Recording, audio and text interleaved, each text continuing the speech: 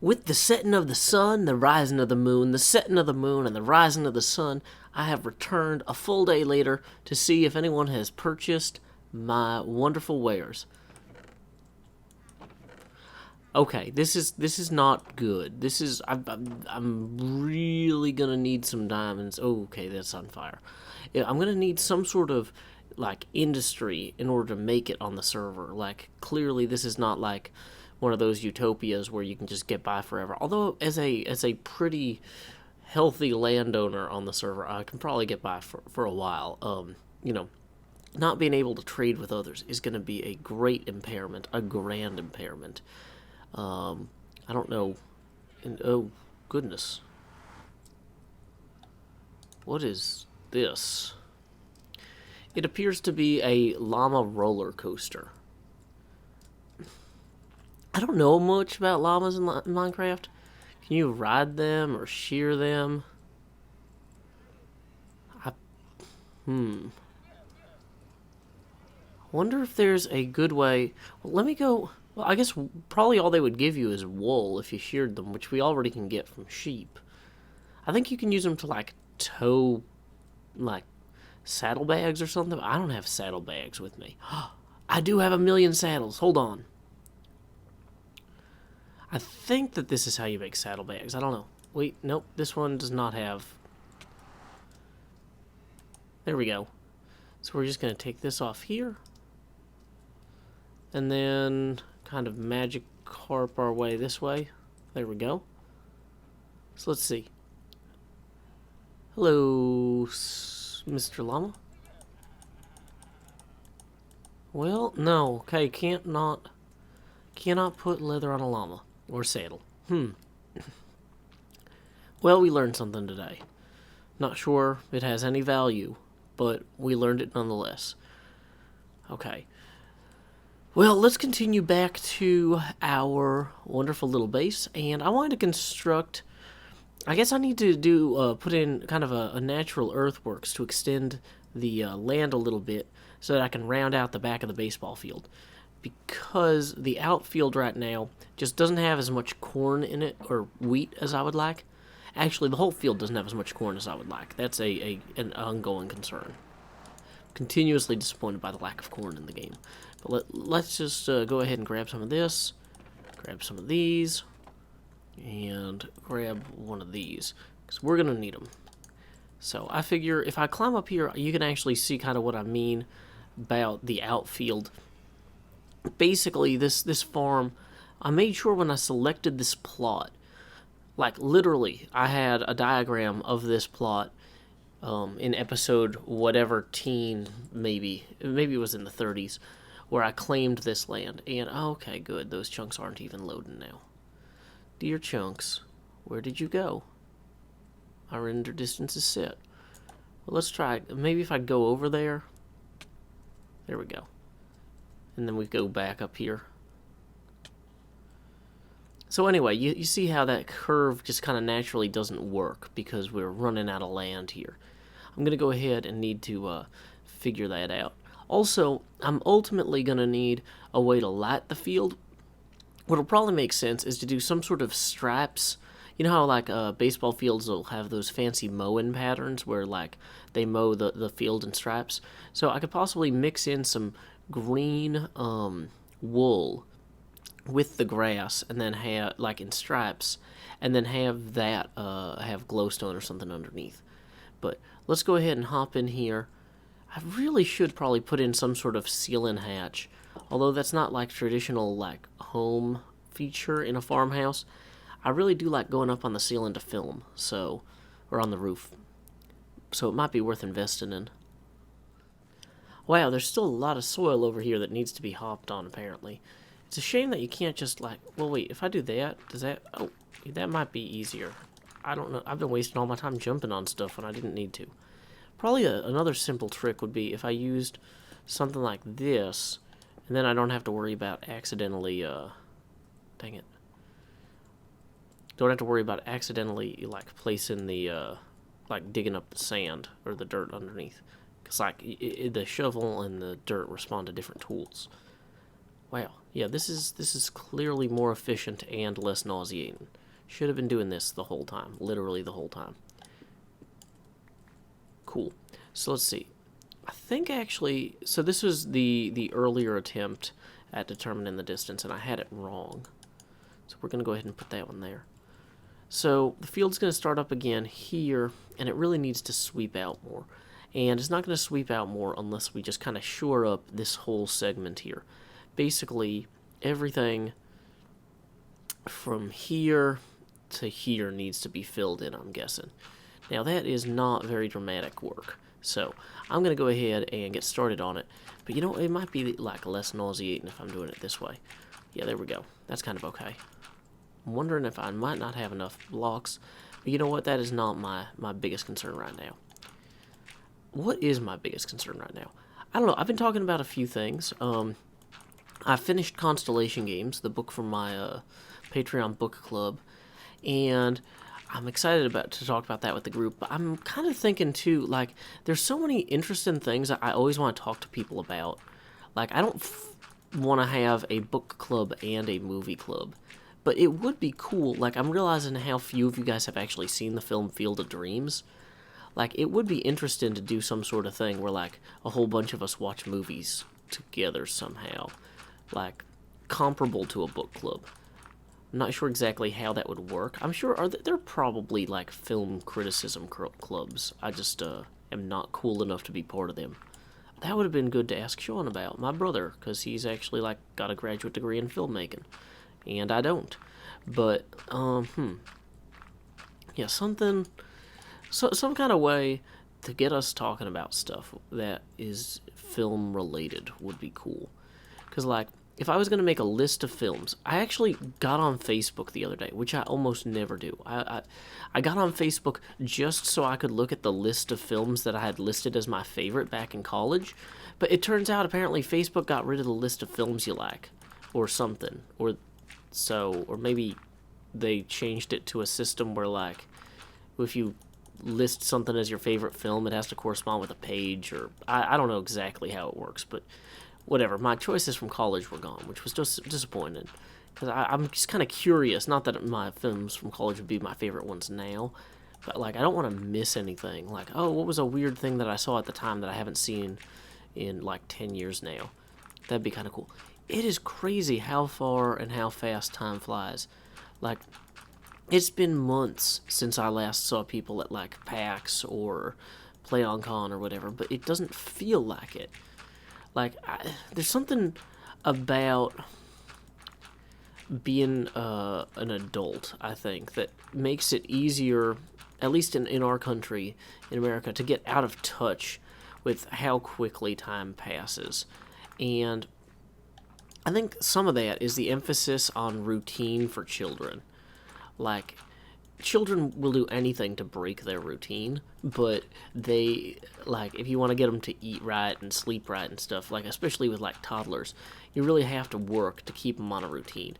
And all that work you do to keep the toddler on a routine ends up kind of undermining your own ability to be spontaneous or do interesting things. Like, I don't know. But then again, things always just seem like they happened so recently or so long ago. It's hard to have a good sense of that stuff. I don't know. Maybe it's nothing. But I just, it's crazy to me, like, that. So, for example, I have so much fun meeting people like King Daddy D-Mac at Kineticon, or at, he was also at PAX East a few years ago. And it's like, one day I wake up and I'm just like, I haven't seen King Daddy D-Mac in years. But it doesn't feel like it. Like, I'm not like, oh no, it's been so long. I'm like, wait, how has so much time passed? You know? Like, Minecon was in, well, that was actually pretty recently. So I shouldn't talk about that as much. But, like, yeah, it's just funny how it's been almost it's been like a while since PAX East, but it doesn't feel like it. Now I'm just rambling. That's not helpful. Let's just keep placing dirt. If only there was a way to place dirt with like some sort of machine in this game. This probably would have been a good project for modded Minecraft, though I think it would have been less impressive. Although it would have been more impressive because if we had corn, it would look more like a cornfield. So there's kind of two ways about that. And I didn't bring pumpkins with me to do the Latin properly, I'm realizing as well. But that'll be okay. Okay, so let's go ahead and just kind of get a sense of this. We're gonna put down. So if this was gonna this one would have continued like this, then we would want another bucket like right here. And then we come around through here. We'll continue this row to here, to here, to here. Okay, yeah, this is gonna be all right.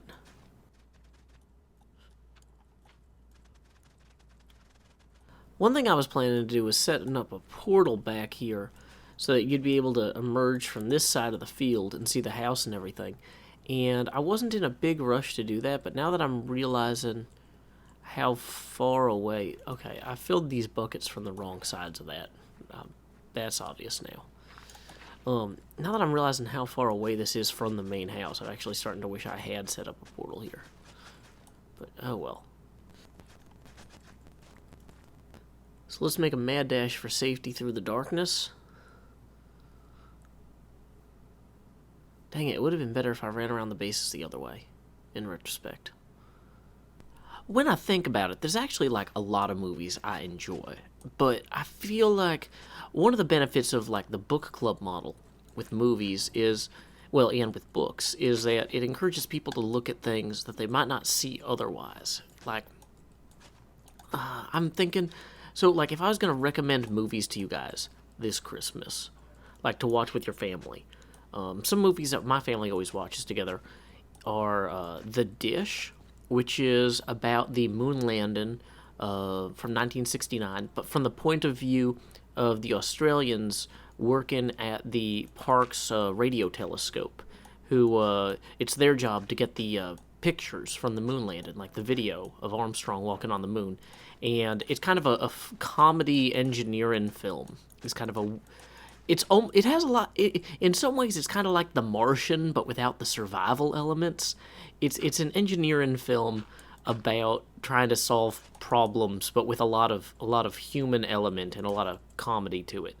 So, if you're into like that sort of stuff, like people like this movie who like really personal stories, because there's the human element is really strong. It's based on a true story. It's based on the real people who were there and their lives, and it's also got this really cool like engineering and like problem-solving element. Like there's one point where they have to they've made a mistake and they don't want NASA to know because they're worried that they'll be taken off of the...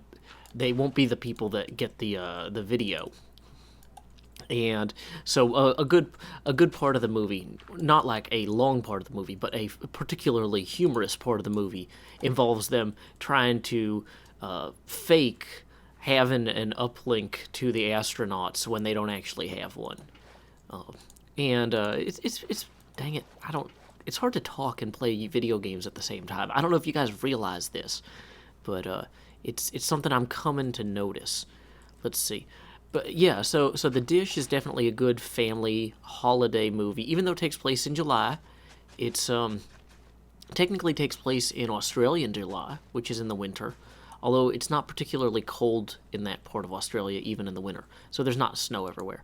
But it's a good, hey, everybody's at home, we want to watch something different. Especially, like, by the time you get to Christmas, everybody's already Christmased out. Like, nobody wants to watch another Christmas movie by that point.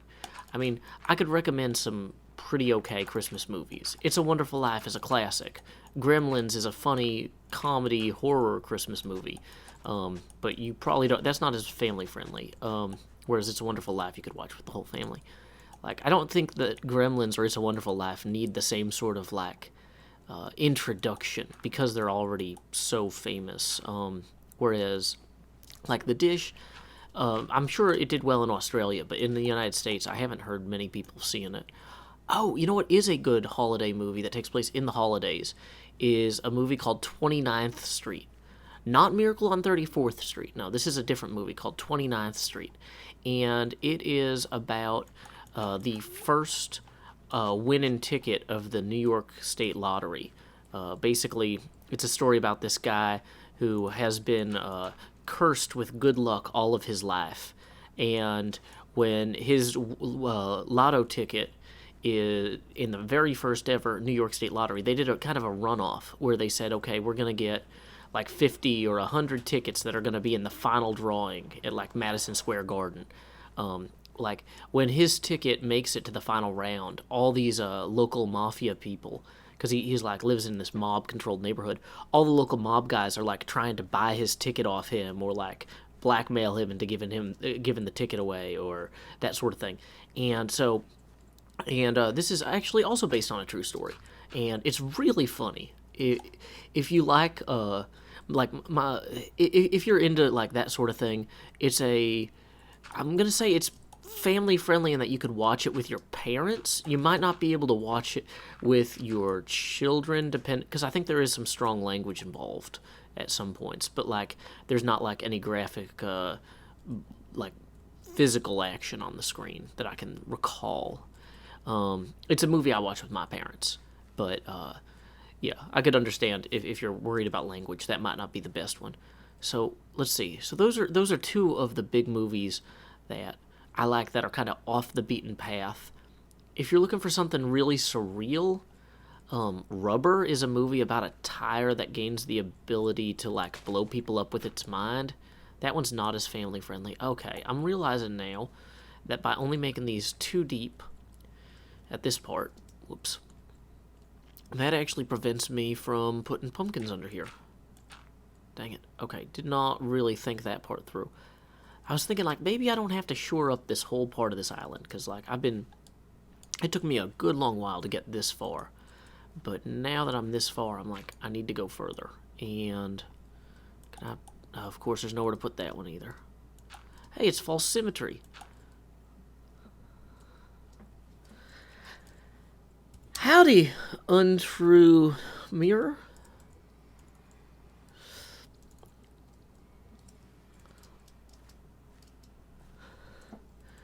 Feel free to buy some steaks. Just replenished. 24 stacks. Gotta get those steak ads in before it's too late, you know. Okay, let's see here. We got pumpkins on a lot of these. This one is the same deal. Yay. Excellent. It looks like we just made a sale. Awesome. So we made a sale today. Oh, I forgot to mention I built this portal here. Now, I got to thinking, it's a long walk from here to the house. And also, in the movie Field of Dreams, there's a thing where the ghost players emerge out of the field.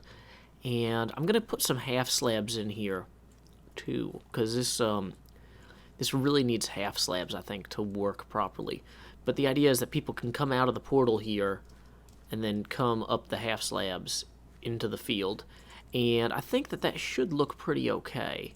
But it also, in the short term, gives me a quick shortcut back to the barn. Now, unfortunately, it turns out that the portal in the nether that previously took me to the barn was actually closer spatially to that little island, so I had to build a new portal to take me to the barn. Unfortunately, the old barn portal is in a barn, so I'm gonna have to maybe break that down and build a barn around this piece, and then build something over there. I'm not sure exactly what. Maybe, like, ideally it would match whatever structure's over there, but I don't really want to enclose that portal or call more attention to it, because I want it to be something that just blends into the corn, or the wheat. I keep saying corn. So, anyway, while we have made it this far, what I should do is I'm going to hop up here and on the third baseline, or second baseline, and take a look at how the actual curvature works here, and then get a sense of what I need to knock out in order to get a good natural kind of flow to the grass. Okay, so far this looks like a baseball field. But once we get up about this high, we can see that, like, this baseline sweeps across here to there. I need to add, like, a gravel trail or something along here. And I was thinking, like, having a gravel road that kind of continues on that way. But then this part here doesn't sweep enough. So, wow, I still might not have added enough land there. That might be still broadly insufficient. I don't want to move that portal because that's a lot of obsidian to move. But I may end up extending this part of the island out a good distance just to make sure that the wheat actually shows up. So, anyway, I feel like this has been some pretty good progress for today. Once again, movie recommendations. The Dish, if you're interested in space and funny Australians. 29th Street, if you're interested in lottery tickets and mafia stuff in New York. Rubber, if you want a bizarre fake horror movie about a tire that blows people's minds up with telekinetic powers. That one's not for children. And let's see. I probably could name some other funny movies. But you know what? I'll think more about that later. I need to just focus right now on getting this kind of squared away here, because this whole thing just needs to be touched up. Okay, well, as you can see, I've cleared out the last bits here. We're going to have to wait a little bit for the grass to grow back, but on the whole, that's a much more pleasing curve for the human eye to perceive. So I'm pretty happy with that. Anyway, until next time, y'all, this is Joe Hills from Nashville, Tennessee. Keep adventuring.